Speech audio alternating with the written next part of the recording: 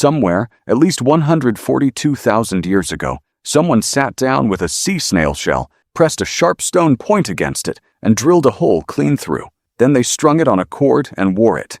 We know this happened. What we didn't know, for a long time, was who. Who was the first person, the first kind of human even, to look at a shell or a claw or a bone and decide it deserved to hang around their neck? That question sounds simple, but it turns out the answer isn't one name, one culture, or even one species. It's a mystery that splits in at least 3 directions, and following it takes us across 3 caves on 2 continents, home to different kinds of humans who mostly never met each other, and yet arrived at the exact same idea. The first clue starts in Morocco, in a cave called Bizmoune, tucked into the hills about 10 miles inland from the coastal city of Essaouira. Archaeologists actually found the site back in 2004, but it took years of careful digging, between 2014 and 2018, before anyone understood what they'd stumbled onto. Buried in a layer of ash and sediment were 33 small shells from species called Trichia gibosula and Columbella rustica, and every single one had a tiny deliberate hole drilled through it.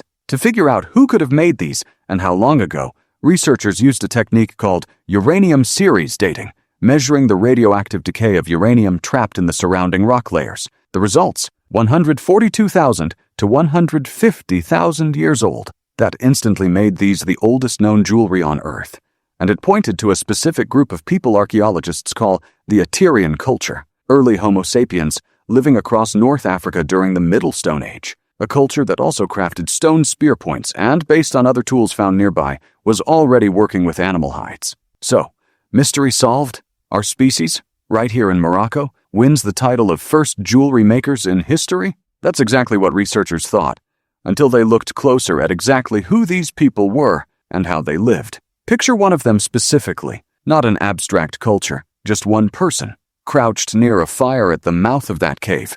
This cave sitting inland now, but with a coastline back then, roughly 30 miles away, meaning someone had walked there, collected these shells by hand, and carried them home.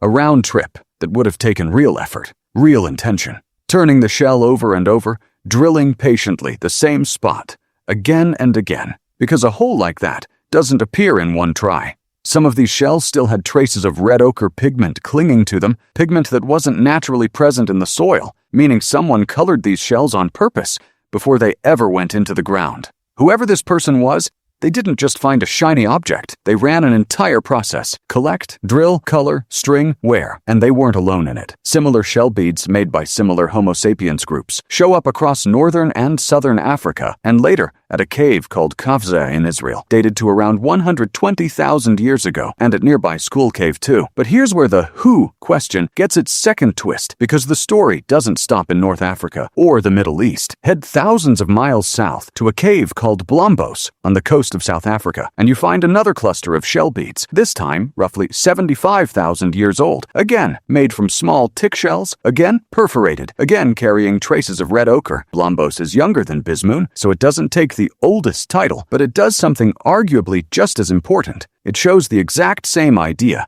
drilling a shell, coloring it, stringing it, popping up again on the opposite end of a continent, among people who almost certainly never had any contact with the Aterian culture up north. Different coastline, different climate, different generation entirely, and yet the same solution to the same unspoken question. That pattern, the same behavior surfacing again and again in unconnected places, started making archaeologists suspicious that this wasn't a single invention by a single clever person, but something closer to a shared human tendency that kept re-emerging wherever the right conditions existed. For a while, that seemed to answer the question completely, in a broader sense at least. Modern humans, spread out across Africa and the Middle East, independently invented jewelry more than once. But then came the twist nobody saw coming, and it came from a completely different chapter of the human story altogether, one that doesn't involve Homo sapiens at all. Halfway across the world from Morocco, in a cave called Krapina in present-day Croatia, researchers examining old bone collections found 8 talons from white-tailed eagles, representing at least 3 separate birds, dated to around 130,000 years old. And these weren't just claws that ended up in a cave by accident. 4 of them had cut marks made with a tool, smoothed at the edges from repeated handling. Several had polished, shiny facets,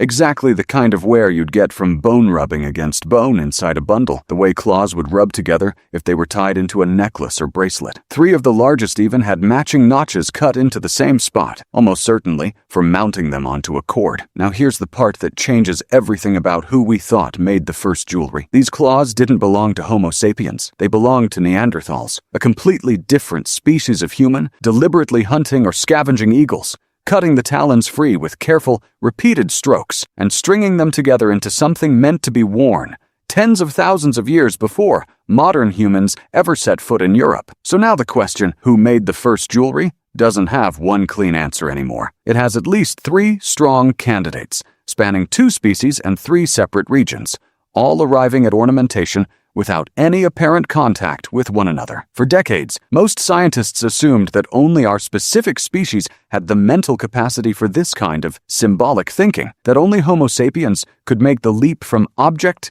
to message. The Krapina eagle talons blew a hole straight through that assumption, and honestly, this is where the story gets a little messier, because not everyone agrees on how to interpret it. Some researchers argue the Krapina evidence proves Neanderthals were just as symbolically capable as modern humans, deserving equal credit as inventors of personal ornamentation. Full stop, no asterisk attached. Others urge caution, pointing out that with evidence this old, it's genuinely difficult to rule out simpler explanations for wear patterns on bone, and that similar disputes have played out before, like the ongoing debate over the so-called flower burial at Shanidar Cave, where scientists still disagree about whether flowers were deliberately placed with a Neanderthal body or arrived there naturally through burrowing rodents. There's also a quieter debate sitting underneath all of this about whether we're even asking the right question when we ask, who was first? Some archaeologists point out that focusing on a single record holder, one cave, one culture, one date, might miss the more interesting truth, which is that the desire to decorate the body doesn't look like it belongs to any one lineage. It looks like it kept getting reinvented in Morocco, in South Africa, in Croatia, by people, and by an entirely separate species, none of whom were copying each other because none of them could have known the others existed. So who actually made the first jewelry in human history? Right now, the honest answer is we don't know for certain which discovery represents the true beginning, and we may never know, because every one of these finds pushes right up against the limits of what we can date and prove with confidence. What we do know is that at least 2 different species of human, separated by geography, culture, and evolutionary history, independently looked at a shell or a claw and thought the exact same thought. This deserves to be worn. That single instinct, showing up again and again in different places, in different species, might be more remarkable than if we could just point to one inventor and be done with it. It suggests this wasn't a rare spark of genius belonging to one lucky group in one lucky cave. It was something closer to a shared trait of being human at all, something written deep enough into us that it surfaced independently more than once, tens of thousands of years apart, on opposite ends of a continent and in a species that isn't even ours. So the next time you put on a necklace, a ring, a bracelet before walking out the door, remember you're not just following a modern human habit passed down in an unbroken line from one clever ancestor. You're continuing something that multiple, unrelated groups of humans discovered on their own, again and again, each of them wanting, in their own cave, on their own coastline, to be seen. If mysteries like this make you look at the ordinary things around you a little differently, subscribe, because ancient humans left clues like this everywhere, scattered across continents and species, and we're only just starting to piece together who they really were.